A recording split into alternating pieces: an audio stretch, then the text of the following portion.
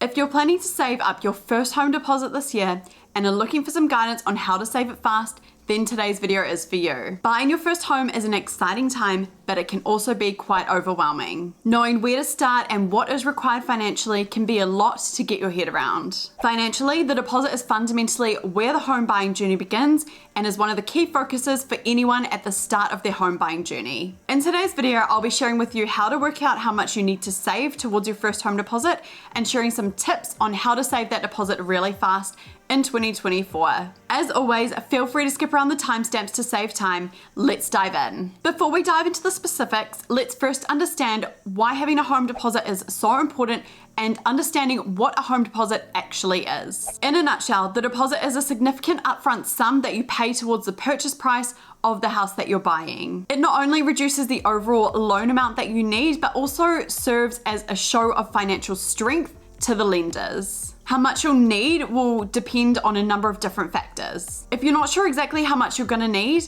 please check out my other video about first home deposit requirements in 2024 in New Zealand, which I'll link up over here and down in the description box. So basically for your first home, you're gonna need somewhere between 5% and 20% deposit for your first home, and this will depend on your individual circumstances. If you want individual advice, please make sure that you reach out to a mortgage advisor who can provide you with some advice and some guidance around what you may require. Once you know the percentage that you're going to need, you can then work out a figure based on the purchase price that you're looking to buy. Let's say, for example, that you need a 10% deposit for your circumstances and you're looking to buy a house for $800,000. This means that you'll need to save up a deposit of $80,000. If you need a 20% deposit for that same purchase price of $800,000, then you're gonna need to save up $160,000. So once you've worked out how much you need, this now becomes your goal of what you're gonna work towards to save up. Now the fun part of actually saving this money up begins.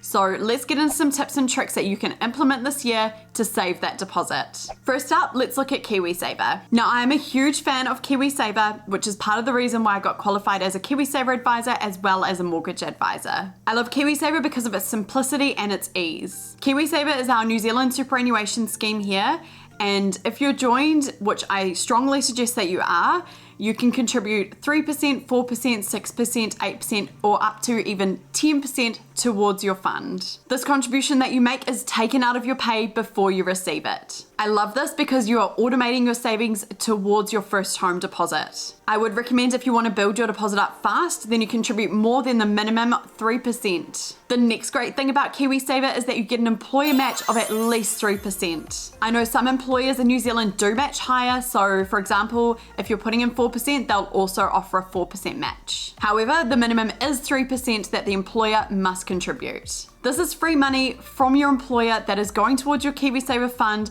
and going towards your first home deposit. This match will help you to grow your KiwiSaver balance so much faster. But wait, that is not all. If you are eligible, then you can also get every year, if you contribute the minimum required amount, a free contribution from our government every single year. If you're eligible, then you need to contribute a minimum of $1,043, and then the government will put in $521 as well. This is more free money that can help to build your deposit fast. You can also make voluntary contributions to your KiwiSaver at any time on top of the percentage that you're putting in. So for example, you might find that each month you have $100 left over at the end of the month, or you might get a $500 bonus from your work, and then you can voluntarily contribute this to your KiwiSaver. By making extra voluntary contributions, you can really grow your KiwiSaver balance fast. So KiwiSaver grows in two ways. The first way is from the contributions that you, your employer, and the government make. And the second way is from this beautiful thing called compounding. It's really important that you have your KiwiSaver set up correctly and you're in the right fund. So if you'd like a free KiwiSaver meeting, feel free to reach out and we can book in a half-an-hour meeting to go over everything together and make sure you're set up correctly. I do also have another video all about common KiwiSaver mistakes that everyday New Zealanders are making.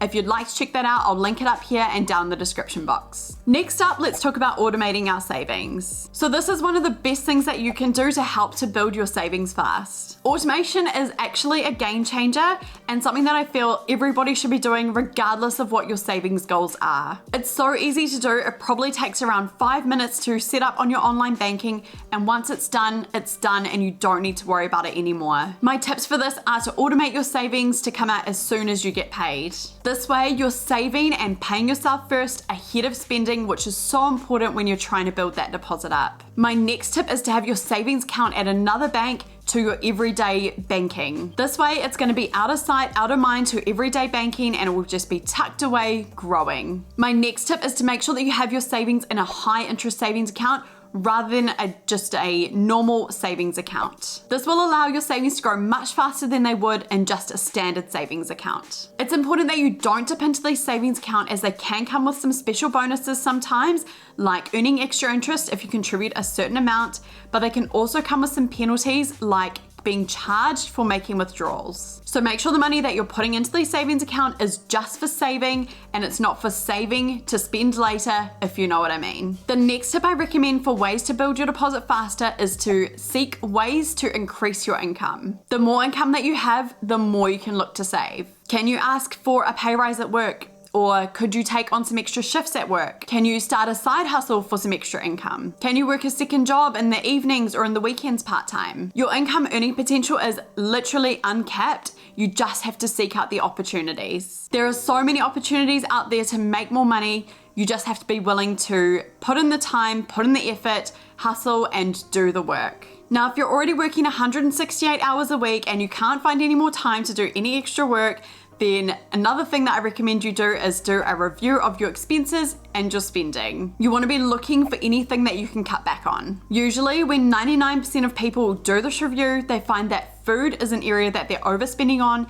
and an area that they can cut back on immediately. Whether that's cutting back on your takeout and your Uber Eats, or looking for things that you can swap at the supermarket to buy a cheaper option. I think there is always a way that you can cut back on your food as a starting point. Other things that you can look at reviewing are your utility providers and your insurances to see if you can shop around and get a better deal elsewhere. Yes, doing this stuff can take time to actually do, but doing it can potentially save you hundreds, if not thousands of dollars each year that you could put towards your deposit savings. Another one that catches people out when they're doing a review of their expenses is unused subscriptions. You don't want to be paying for anything that you're not utilizing, so make sure that you take some time to cancel all of those unused subscriptions. I recommend that you be really intentional each month with where your money is actually going, and that's where an intentional spending plan can come into play. If you'd like a free copy of my intentional spending plan, then I will link it down in the description and I'll also pin it in the comments. It's free and you can download it digitally, or you can print it out if you'd like and fill it in. It's fully customizable, so you can add things in or take things out, whatever works for you. The main thing is that you actually use it to stay on top of your finances. Another way that you can get some money together for your deposit is to take a look around your house